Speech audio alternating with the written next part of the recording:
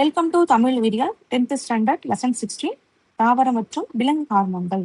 அதாவது நம்ம அனிமல்ஸான நம்ம உடம்புல எப்படி ஹார்மோன்கள் செக்ரீட் ஆகுதோ அதே மாதிரி பிளான்ஸோட பாடியிலையும் இந்த ஹார்மோன் செக்ரீஷன் நடக்குது. அந்த ஹார்மோன்கள் தான் என்ன பண்ணுதுன்னா இந்த பிளான்ஸையும் அனிமல்ஸோட அந்த வளர்ச்சிதை மாற்றங்கள் எல்லாத்தையுமே கண்ட்ரோல் பண்றது யாருன்னா இந்த ஹார்மோன்கள் தான். இந்த லெசன்ல நம்ம அந்த ஹார்மோன்கள் என்னென்ன பணிகளை செய்யுது தாவரத்திலையும் விலங்குகள்லையும் அப்படின்னு பார்க்கலாம். கிளர்ச்சி என்ற பொருள்படும் ஹார்மோன் என்ற கிரேக்க சொல்லிலிருந்து ஹார்மோன் என்ற சொல் உருவாகியது. கிளர்ச்சினா இங்கிலீஷ்ல எக்ஸைட்னு சொல்லுவாங்க. ஓகேவா? நம்ம எக்ஸைட் ஆகக்கூடிய எல்லா விஷயங்களுமே நம்ம யார் மூலியமா நடக்குதுன்னா அந்த ஹார்மோன்ஸ் மூலியமா தான் நடக்குது. திடீர்னு கோவப்படுறது, திடீர்னு சிரிக்கிறது, சந்தோஷப்படுறது, நம்ம பாடியில் நடக்கக்கூடிய மெட்டபாலிக் ஆக்டிவிட்டிஸ், இது எல்லாமே பார்த்தோம்னா பேஸ்ட் ஆன் தி ஹார்மோன்ஸ் தான். அந்த ஹார்மோன்ஸோட ஃபங்க்ஷனால தான் நமக்கு இப்படி நடக்குது. அந்த ஹார்மோன்ஸ்ங்கிறது என்னது அப்படின்னா ஒரு வேதிப்பொருள். தாவரங்களால் உற்பத்தி செய்யப்படும் சில வேதிப்பொருட்கள். ஹார்மோனுங்கிறது கெமிக்கல் சப்ஸ்டன்ஸ். அந்த கெமிக்கல் சப்ஸ்டன்ஸ் என்ன பண்ணுதுன்னா செக்ரேட் ஆகிட்டு நம்ம ரத்தத்துல கலந்துரும். ஸோ தாவரங்களை என்ன பண்ணுது பாருங்க, அந்த ஹார்மோன்ஸ்ங்கிற வேதிப்பொருள் தாவரங்களில் கட்டுப்படுத்துதல் மற்றும் ஒருங்கிணைத்தல் போன்ற பணிகளை செய்கிறது. ஒரு தாவரம் ஒரு விதையிலேருந்து வருதுன்னா அது பெருசாகணும், காய் காய்க்கணும், பழம் பழுக்கணும். ஸோ அந்த எல்லா வேலைகளுக்குமே காரணம் யாருன்னா இந்த ஹார்மோன்கள் தான் போன்ற பணிகளை செய்கின்றன. இவை தாவர ஹார்மோன்கள் என்று அழைக்கப்படுகின்றன. தாவரங்களில் பல்வேறு செல்கள் தாவர ஹார்மோன்களை உற்பத்தி செய்யும் திறன் படைத்தவை. இத்தாவர ஹார்மோன்கள் பல்வேறு விதமான வாழ்வியல் செயல்பாடுகளை செய்வதற்காக தாவரங்களின் பல பாகங்களுக்கும் கடத்தப்படுகின்றன. முதுகெலும் உள்ள விலங்குகளில் நாளமில்லா சுரப்பிகள், அதாவது நம்மளோட உடம்பெல்லாம் பார்த்தோம்னா எண்டோக்ரைன் கிளான்ஸ் ஒண்ணு இருக்கும். அந்த கிளான்ஸ்ல இருந்தா நமக்கு என்ன செக்ரீட் ஆகும்னா அந்த வேதிப்பொருளான ஹார்மோன்ஸ் நமக்கு செக்ரீட் ஆகும். அது நம்ம உடம்ப என்ன பண்ணுதுன்னா ஒருங்கிணைக்குது. அதாவது வேதியியல் ஒருங்கிணைப்புன்னு கொடுத்துருக்காங்க. ஏன் வேதியியல் அப்படின்னு கொடுத்துருக்காங்கன்னா அந்த கெமிக்கல் சப்ஸ்டன்ஸா நம்ம பாடி என்ன பண்ணுது, கண்ட்ரோலா வச்சுக்குது, ஒருங்கிணைக்குது. அதனாலதான் அதை வேதியியல் ஒருங்கிணைப்பு அப்படின்னு சொல்றோம். இந்த சுரப்பி மண்டலம் ஹார்மோன்கள் என்னும் வேதியியல் தூதுவர்களை சுரக்கும் சுரப்பி மண்டலம் ஆகும். தூதுவர்னா என்ன அர்த்தம்? விஷயங்களை எடுத்துட்டு வர்றது. நம்ம உடம்புக்குள்ள அந்த விஷயங்களை ஒரு இடத்துல இருந்து அந்த டார்கெட் ஆர்கனுக்கு எடுத்துட்டு போய் ரீச் பண்றது யாருன்னா இந்த கெமிக்கலான இந்த ஹார்மோன்கள் தான். உடற் செயலியல் செல்களான எதுக்கெல்லாம் ஹெல்ப் பண்ணுது பாருங்க, செரித்தல், வளர்ச்சி, இனப்பெருக்கம் போன்றவற்றை ஹார்மோன்கள் கட்டுப்படுத்துகின்றன. அதுல ஃபர்ஸ்ட் தாவர ஹார்மோன்கள் பாருங்க. தாவரங்களில் குறைவான செறிவில் உற்பத்தி செய்யப்படும் கரிம மூலக்கூறுகளே தாவர ஹார்மோன்கள் ஆகும். இது பிளான்ஸா இருந்தாலும் சரி, அனிமல்ஸா இருந்தாலும் சரி, ரொம்ப ரொம்ப கம்மியான குவான்டிட்டியில தான் அந்த ஹார்மோனுங்கிறது செக்ரீட் ஆகும். இம்மூலக்கூறுகள் புறத்தோற்றம், செயலியல் மற்றும் உயிர் வேதியியல் பதில் விளைவுகளை கட்டுப்படுத்துகின்றன. பிளான்ஸ்ல நமக்கு 5 வகையான ஹார்மோன்கள் இருக்கு. அதுல ஃபர்ஸ்ட் ஒன் ஆக்சின்கள், சைட்டோகைனின், ஜிப்ரலின், அப்சிசிக் அமிலம் மற்றும் எத்திலின் அப்படிங்கிற 5 ஹார்மோன்ஸ் இருக்கு. இதுல பார்த்தோம்னா அந்த ஃபர்ஸ்ட் 3 ஆக்சின்கள், சைட்டோகைனின், ஜிப்ரலின், இது 3ம் பார்த்தோம்னா வளர்ச்சியை ஊக்குவிக்கின்றன. தாவரத்தோட வளர்ச்சியை ஊக்குவிக்கும். அதே வேளையில் அப்சிசிக் அமிலமும் எத்திலினும் என்ன பண்ணோம்னா வளர்ச்சியை தடை செய்யும். அப்ப வளர்ச்சியை ஊக்குவிக்கக்கூடிய ஹார்மோன் ஃபர்ஸ்ட் இருக்க 3, லாஸ்ட் இருக்கிற என்ன பண்ணுது, தாவர வளர்ச்சியை தடை செய்யுது. இப்ப நம்ம உடம்புல பார்த்தோம்னா தைராய்டு கிளாண்ட் இருக்குல்லையா தொண்டையில, அது என்ன செய்யும்னா ஒருவேளை அளவுல அதிகமாவோ இல்ல கம்மியாவோ சேர்ந்துச்சுன்னா நம்ம உடம்புல உள்ள மத்த வளர்ச்சி எல்லாத்தையுமே என்ன பண்ணிடும், தடை பண்ணிடும். அந்த மாதிரிதான் இதுலயும் சொல்றாங்க. ஃபர்ஸ்ட் ஒன் ஆக்சின்கள் பாருங்க. ஃபர்ஸ்ட் ஹார்மோன் யாருன்னா ஆக்சின். தாவர ஹார்மோன்களில் முதலில் கண்டுபிடிக்கப்பட்டவை ஆக்சின்கள். ஆக்சின் என்ற சொல்லை யார் கண்டுபிடிச்சா? கால் மற்றும் ஆஜன் ஸ்மித் 1931 கண்டுபிடிச்சிருக்காங்க.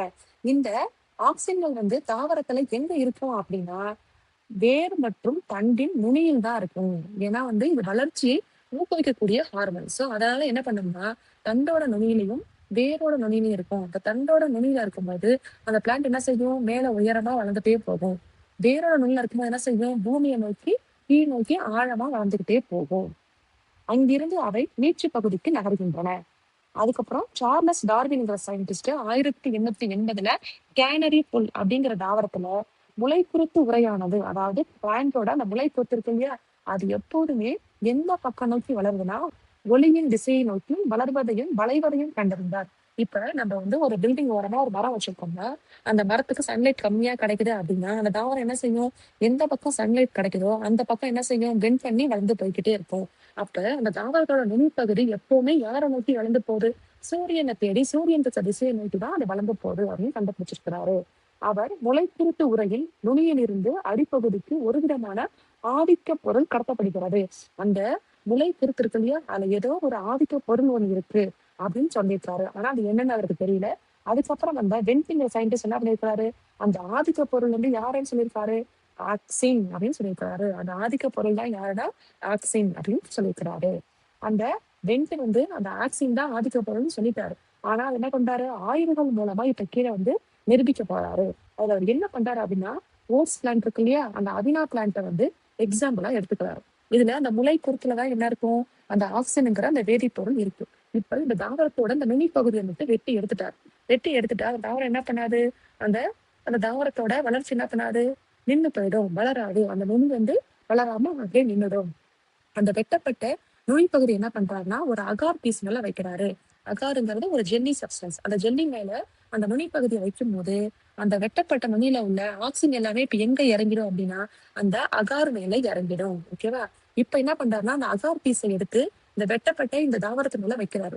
இப்ப இந்த அகார் பீஸ்ல என்ன இருக்கு, ஆக்சின் இருக்கு. எப்படி இந்த ஆக்சின் வந்துச்சு, அந்த வெட்டப்பட்ட சின்ன பீஸை வச்சோம் இல்லையா, அதுல இருக்கக்கூடிய அந்த கெமிக்கல் எல்லாமே இப்ப இந்த அகார் பீஸ்ல இறங்கிருக்கு. இப்ப இதை இது மேல வைக்கும்போது அந்த அகார்ல இருந்து மறுபடியும் அந்த ஆக்சின் எங்க இறங்கும், இந்த பிளான்ட்டுக்கு இறங்குது. இப்ப மறுபடியும் இந்த பிளான்ட் என்ன செய்ய ஆரம்பிக்கும், க்ரோ ஆக ஆரம்பிக்கும். சோ இதுல இருந்து அவர் என்ன பண்ணிருக்காருன்னா, ஆக்சின் தான் தாவரத்தோட வளர்ச்சியை ஊக்குவிக்குது அப்படின்னு சொல்லி கண்டுபிடிச்சிருக்காரு.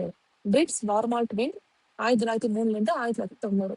அவர் என்ன பண்ணிருக்காரு பாருங்க, என்ற டச்சு நாட்டு உயிரியல் அறிஞர் தாவரங்களில் ஆக்சின் இருப்பதையும் அதன் விளைவுகளையும் விளக்கினார். அவர் அவினா முளைக்குறுத்து உரையில் வரிசைகரமான பல ஆய்வுகளை மேற்கொண்டார். அதுல ஃபர்ஸ்ட் அவர் என்ன செய்யறாரு அப்படின்னா, அதோட முதல் ஆய்வில் ஓட்ஸ் தாவரத்தில் முளைக்குறுத்து உரையை நீக்கிறார். அந்த நுனிப்பகுதியை கட் பண்ணிட்டாரு.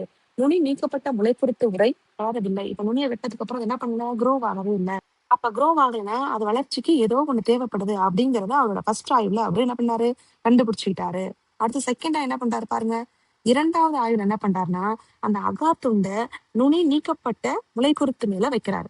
அப்ப முளைக்குருத்து என்ன பண்ணுது, எந்தவித பதில் விலையும் காட்டல.